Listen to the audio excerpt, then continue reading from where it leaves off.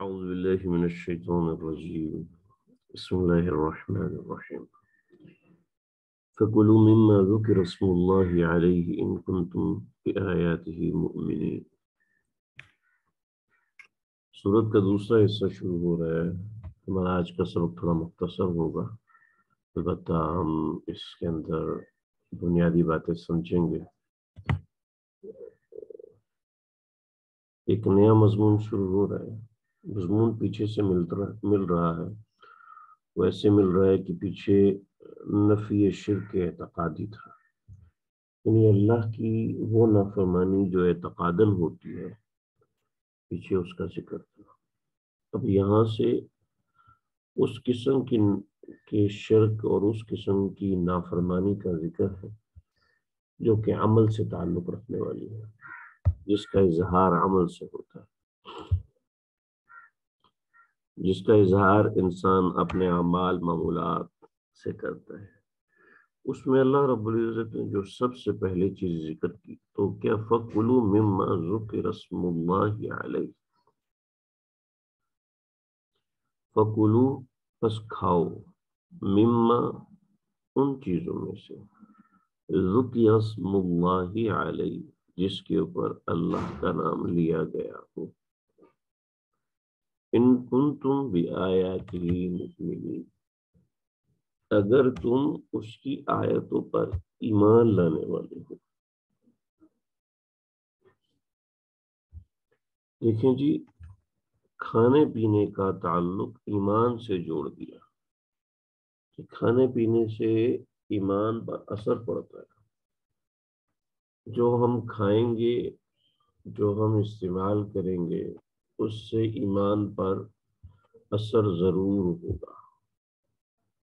ایسا نہیں ہے کہ حرام کھاتے رہیں اور اس سے ہمارے اعمال کے اندر تبدیلی آئے، نہیں، اعمال میں تبدیلی کا تعلق حلال کھانے سے بہت زیادہ ہے، بہت زیادہ ہے۔ چنانچہ حرام کھانے میں سب سے پہلے حرام مال آتا ہے، اس کے بعد حرام کھانے میں وہ چیزیں آتی ہیں جو کہ حرام طریقے سے حاصل ہو۔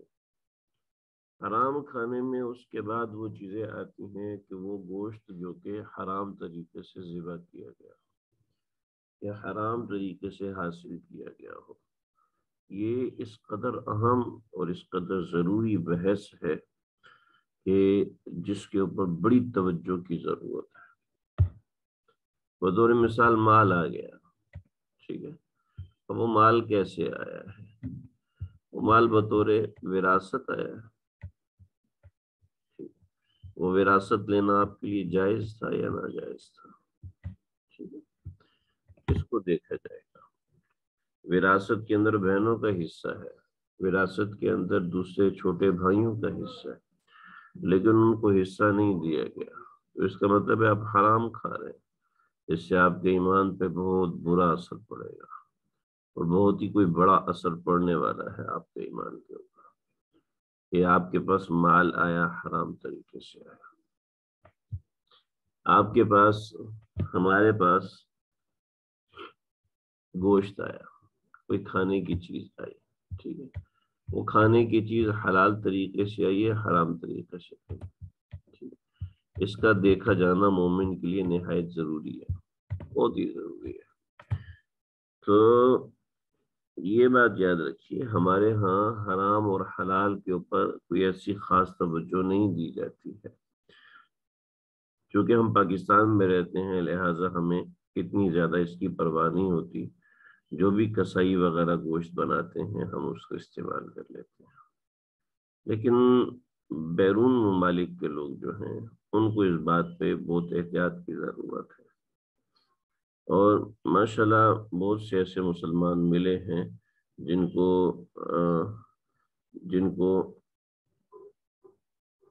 بہت سے ایسے مسلمان ملے ہیں جو اتنی فکر کرتے ہیں حلال کھانے کی، اتنی فکر کرتے ہیں حلال کمانے کی کہ وہ قابل رشک ہوتے ہیں۔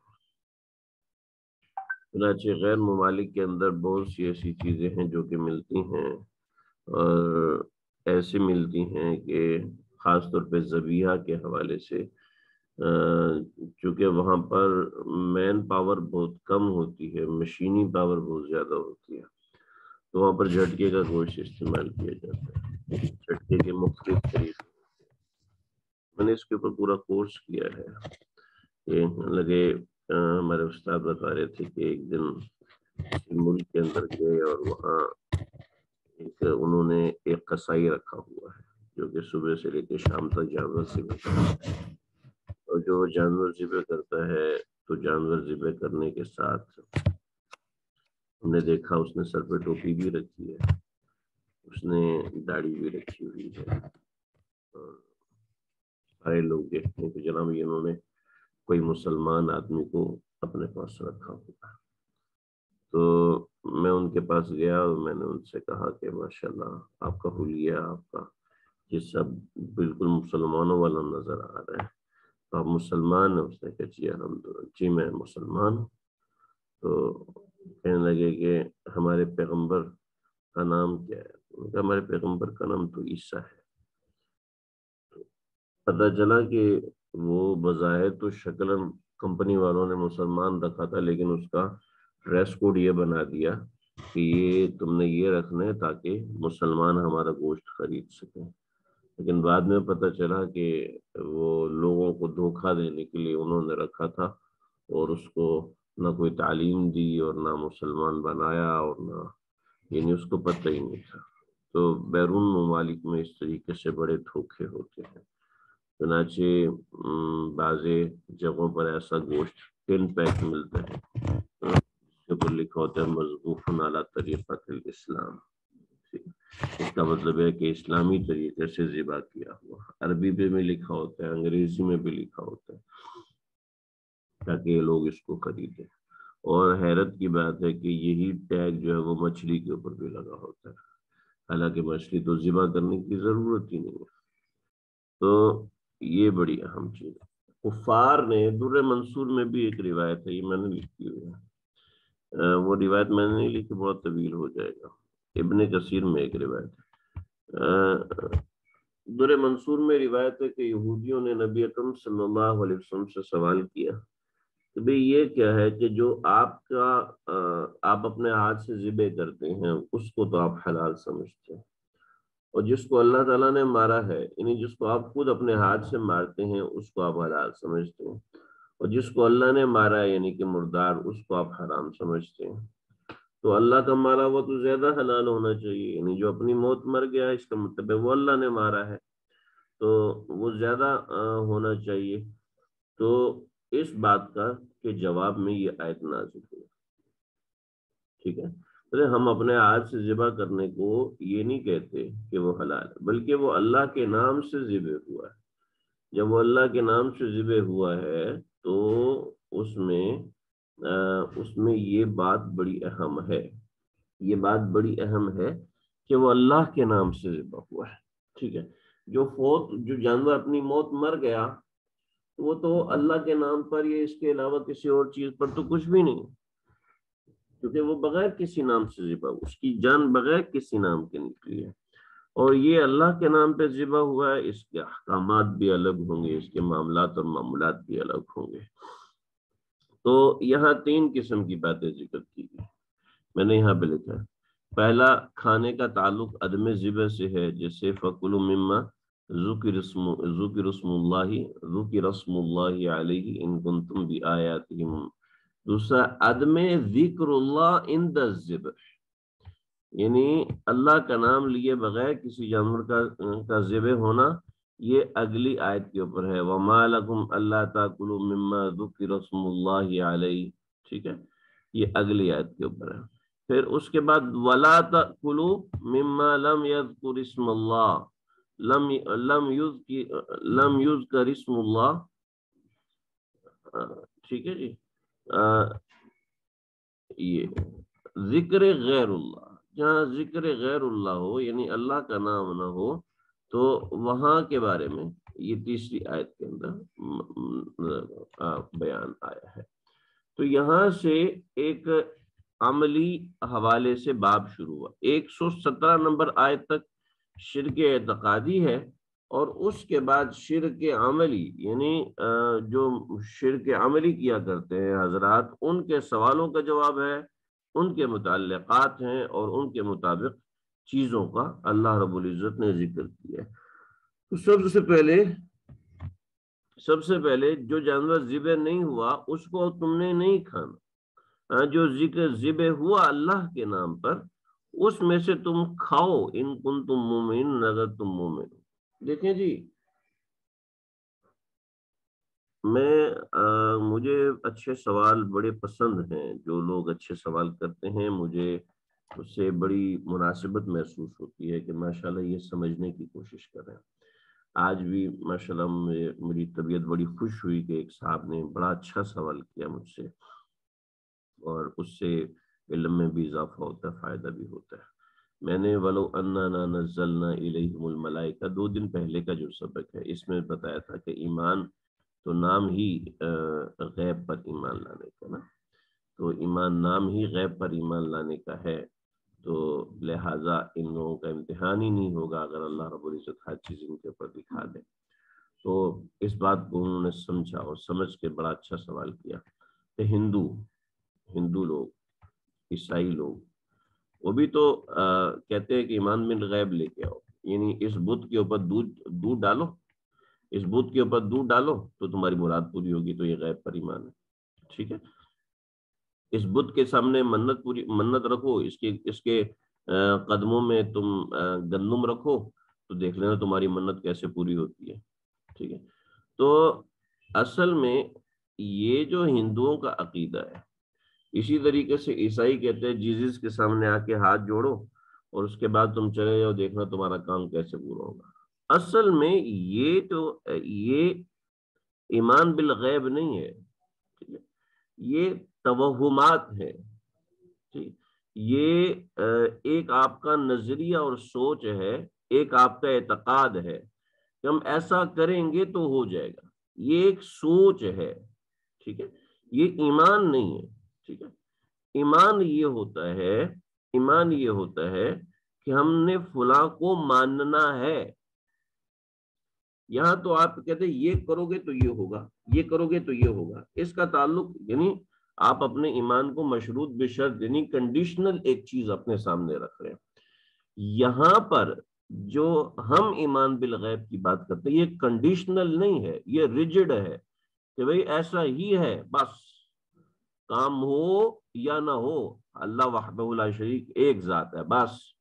وہ کہتے ہیں جی دیکھنا کام ہوگا تمہارا، وہاں پر کام نہیں ہوتا تو لوگوں کے اعتقاد بگڑتے ہیں۔ ہم کہتے ہیں ہم نے غیب پر ایمان لے کے آنا ہے، ایک بات۔ دوسری بات یہ کہ ان کے کسی اعتقاد کی کوئی دلیل نہیں ہوتی، ٹھیک ہے، ایسا دیکھنا کام ہو جائے گا، کسی کا کام ہو جی میرا بھی کام ہوا تھا اس نے بتا دیا تو یہ دلیل، یہ کوئی دلیل نہیں ہے، ٹھیک ہے، یہ استشہاد ہوتا ہے۔ استشہاد کا معنی یہ ہے کہ یہ تجربہ ہوتا ہے، بس تجربہ۔ ہمارا معاملہ دلیل کے اوپر ہے کہ دیکھو جس ذات نے زمین آسمان بنائی ہے وہ یہ دعویٰ کر رہا ہے، اور جس زمین آسمان بنائی آپ کو نظر آ رہا ہے کہ نہیں آ رہا؟ کوئی آدمی ہے انکار کرے کہ سورج کا انکار کرے کہ سورج کا وجود ہی نہیں ہے، اور اللہ کہہ رہے میں نے بنایا۔ کوئی آدمی ہے جو آسمان کا انکار کرے کہ آسمان کا وجود نہیں، اگرچہ کچھ سائنسدانوں نے انکار کیا تھا کچھ وقت پہلے، لیکن وہ اپنے انکار کے اوپر ڈٹ کے نہ رہ سکے، نہ ان کے پاس کچھ دلائل ہیں اس انکار کے۔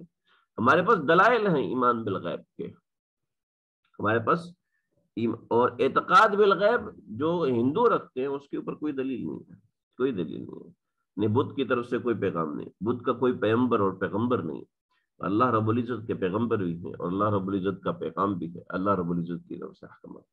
تو اسی طریقے سے جیسے یہ ماشاءاللہ بہت اچھا سوال، اسی طریقے سے آپ لوگوں کو اس کے بارے میں کچھ سوالات تو ہوں تو آپ ضرور کیجئے کہ بھئی بطور مثال اس نوعیت کے سوال۔ آج ایک بڑا ایک جماعت کھڑی ہو رہی ہے جو کہتی ہے جانوروں کو ذبح کرنا جائز نہیں۔ پہلے یہ حضرات آئے تھے گائے تک کہ صرف گائے کو ذبح کرنا جائز نہیں، اس کے بعد ان حضرات نے بات آگے بڑھائی، وہ کہتے ہیں کسی بھی جانور کو ذبح کرنا جائز ہی نہیں ہے۔ کیوں؟ کہ ہم اپنا پیٹ بھرنے کے لیے جانوروں کو ذبح کیوں کریں گے؟ تو یہ وہ لوگ کرتے ہیں جو صرف عقلیات پہ چلتے ہیں، ان کے ہاں سب کچھ صرف عقل ہوتی ہے۔ چنانچہ ایک بڑی جماعت مسلمانوں میں پیدا ہو رہی ہے جو بظاہر تو مسلمان ہے، کہنے کو مسلمان ہے، لیکن اندر اعتقادی طور پہ پورے انگریز ہیں، پورے کافر ہیں، اپنے اندر سوچ کے اعتبار سے پورے کر جی مرد عورت برابر ہے، اس نے کہا مرد عورت برابر ہے، عورت کی ذات بہت بڑی ہے، مرد کی ذات اس کے سامنے کچھ بھی نہیں ہے۔ یہ میں نہیں کہہ رہا، قرآن وَلَيْسَ الذَّكَرُ كَالْأُنثىٰ، مرد عورت کی طرح ہو نہیں سکتا، قرآن تو یہ کہتے وَلَيْسَ الذَّكَرُ كَالْأُنثىٰ، سورہ مریم دیکھ لیں۔ تو اب سمجھ لیجئے جی، جیسے یہ عقید نظریہ ہے کہ مرد عورت برابر ہوتے ہیں، کہ مرد عورت کہاں سے برابر ہوتے ہیں؟ مرد کی آواز اور ہے، عورت کی آواز اور ہے، مرد کا لباس اور ہے، عورت کا لباس اور ہے، ٹھیک ہے، مرد کے پاؤں کی ساخت اور ہے، عورت کے پاؤں کی ساخت اور ہے، مرد کا ہاتھ پہچانا جاتا ہے کہ مرد کا ہاتھ ہے، عورت کا ہاتھ پہچانا جاتا ہے یہ عورت کا ہاتھ ہے، مرد کا چہرہ الگ ہے، عورت کا چہرہ الگ ہے۔ جب یہ سب کچھ الگ ہے تو مرد کی ایجوکیشن بھی الگ ہے، عورت کی ایجوکیشن بھی الگ ہے، مرد کا طریقہ زندگی بھی الگ ہے، عورت کا طریقہ زندگی بھی الگ ہے۔ کوئی چنانچہ یہ لوگ کہتے ہیں کتوں کے بھی برابر حقوق ہیں انسانوں کے، چنانچہ کتے کو بھی اے سی میں سلاتے ہیں اور انسانوں کو زندہ جلاتے ہیں۔ تو ایسی سوچ والوں کے پیچھے چلنے سے کیا حاصل ہوگا جی؟ سوائے گمراہی کے کچھ بھی حاصل نہیں ہوگا۔ چنانچہ یہ کہتے ہیں جی جانوروں کے حقوق ہیں لہٰذا جانوروں کو ذبح کرنا جائز ہی نہیں، ہم ہر جاندار کو اپنا پیٹ بھرنے کے لیے کیوں مارے؟ ٹھیک ہے، سائنس تو کہتی ہے کہ درختوں میں بھی جان ہوتی ہے، اب اپنا پیٹ بھرنے کے لیے گندم کیوں کاٹتے ہیں؟ درختوں میں جان ہوتی ہے، سائنس اس بات کے اوپر پکی ہے، اس بات کا کوئی انکار نہیں کرتی، ٹھیک ہے، تو آپ اپنا تن ڈھانپنے کے لیے کپاس کو کیوں کاٹتے ہیں جی؟ تو جو آپ کا جواب ہوگا وہی ہمارا جواب ہوگا۔ اللہ رب العزت نے کائنات کے اندر بہت سی چیزیں انسان کے فائدے کے لیے بنائی ہیں، انسان کے نفع کے لیے بنائی ہیں، اور اس میں بہت سے ایسے معاملات ہیں جس کو میں اور آپ سمجھ نہیں سکتے، ہم نے اس کے اوپر ایمان لے کے آنا ہے، چنانچہ ایمان لے کے آنے میں خیریت ہے، ایمان نہیں لے کے آئیں گے تو آپ کو جواب دینا پڑے گا، اور آپ جواب دیں۔ آپ دال کیوں کھاتے ہیں؟ دال بھی تو ان پودوں سے بنتی ہے۔ آپ سبزیاں کیوں کھاتے ہیں؟ سبزیاں بھی تو ان پودوں سے بنتی ہیں۔ آپ ایک پیاز کی جان لے کے اپنی ہانڈی کے اندر ذائقہ بھر رہے ہیں۔ چنانچہ آگے سائنس کے فنکشنز ہیں، وہ بظاہر پتھروں میں بھی جان ہوتی ہے، چنانچہ آپ نمک کا پتھر توڑ کے اس سے نمک بنا کے اپنے کھانے میں ذائقہ بھر رہے ہیں، کیوں جی؟ آپ چائے پی رہے ہیں، چائے کی جو پتی بن رہی ہے وہ پودے سے بن رہی ہے، پودا جاندار نہیں ہے؟ یعنی آدھے کو تو مارنا جائز ہے، لیکن جس کا دعویٰ مسلمان کرے ان کو مارنا جائز نہیں، یہ کیا بات ہوئی؟ تو بھائی بات اتنی سی ہے، جب آپ ایمان نہیں لے کر آئیں گے تو پھر ایسا ہی ہوگا۔ جی مرد کی خواہش ہوتی ہے کہ وہ کمائے، کیا عورت کی خواہش نہیں ہے کمائے؟ سبحان اللہ۔ ایسے اس نوعیت کے اعتراضات وہی کرتے ہیں جن کا دین صرف عقل ہوتی ہے، بس، ٹھیک ہے۔ عورت کی خواہش نہیں ہے، وہ عورت کی خواہش نہیں ہوتی کہ وہ باہر جائے، ٹھیک ہے، اس کی خواہش ہے تو اس کے بچے کی بھی تو کوئی ضرورت ہے نا، ان بچوں کی ضرورت کون پوری کرے گا؟ کوئی جواب نہیں بچتا، جب کوئی شخص عقل کے اوپر چلتا ہے تو کوئی جواب نہیں بچتا۔ تو چنانچہ ایسے لوگوں کے جواب میں یہ آیات محکم ہیں، محکم مطلب ایک سٹیمپ ہیں کہ ہاں آؤ آ کے قرآن کو چیلنج کرو، آؤ قرآن کے سامنے کھڑے ہو کے دکھاؤ، نہیں ہو سکتا بھائی۔ تو فَكُلُوا مِمَّا ذُكِرَ اسْمُ اللَّهِ عَلَيْهِ إِن كُنتُم بِآيَاتِهِ، اگر تم ایمان لانے والے ہو اللہ کی آیات پر تو کھاؤ جس کے اوپر اللہ کا ذکر ہے، جس پر اللہ کا ذکر ہے۔ چنانچہ اس کی تاکید ہوئی وَمَا لَكُمْ أَلَّا تَأْكُلُوا، تمہیں کیا ہوا کہ تم نہیں کھاتے، مِمَّا ذُكِرَ اسْمُ اللَّهِ عَلَيْهِ، جس کے اوپر اللہ کا نام لیا گیا، فَقَدْ فَصَّلَ لَكُمْ، اس نے تم کو تفصیل سے بیان کر دیا ہے، مَا حَرَّمَ عَلَيْكُمْ، جو تمہارے اوپر حلال ہے، جو تمہارے اوپر حرام ہے، ہاں البتہ وہ تفصیل إِلَّا مَا اضْطُرِرْتُمْ إِلَيْهِ، جس کی طرف تمہارا اضطرار ہو اس میں تمہارے اوپر کوئی تفصیل نہیں ہے، اس کے اوپر کوئی تفصیل نہیں، اضطرار کے حالت میں کھا سکتے ہو۔ وَإِنَّ كَثِيرًا، اور یاد رکھنا بہت سے ایسے لوگ ہیں لَيُضِلُّونَ بِأَهْوَائِهِمْ، جو اپنی صرف عقلیات کی وجہ سے، صرف خواہشات کی وجہ سے، بغیر علم کے بغیر ضرور بھی ضرور گمراہ کریں گے، ضرور گمراہ کرنے کی کوشش کریں گے، کہ اپنی صرف خواہشات کی بنیاد پر دوسروں کو گمراہ کرتے ہیں۔ ان ربک هو اعلم بالمعتدین، بے شک تمہارا رب خوب جانتا ہے حد سے گزرنے والوں کو۔ معتدین کہتے ہیں حد سے گزرنے والے۔ چنانچہ آپ دیکھیں جو اس طرح کی باتیں ہو رہی ہیں اور اس نوعیت کی باتیں بکثرت ہو رہی ہیں، بکثرت اس طرح کی باتیں پھیلائی جا رہی ہیں اور لوگوں کا ذہن اس طرح بنایا جاتا ہے، عقیدہ خراب کیا جاتا ہے۔ بہرحال یہ کچھ باتیں ہیں، بس یہ دو آیتیں آج پڑھیں گے، بلکہ انشاءاللہ امید ہے میں کل مجھے موقع ہوا تو انشاءاللہ میں ضرور ہم سبق پڑھیں گے، لیکن میں انشاءاللہ آپ کو 1 گھنٹہ پہلے بتا دوں گا۔ آپ کا میسج دیکھ لیجیے گا، 8 بجے 7:30 7 سے 8 کے درمیان انشاءاللہ میں بتا دوں گا، تو آپ حضرات تیاری کر لیجیے گا۔ السلام علیکم ورحمۃ اللہ وبرکاتہ۔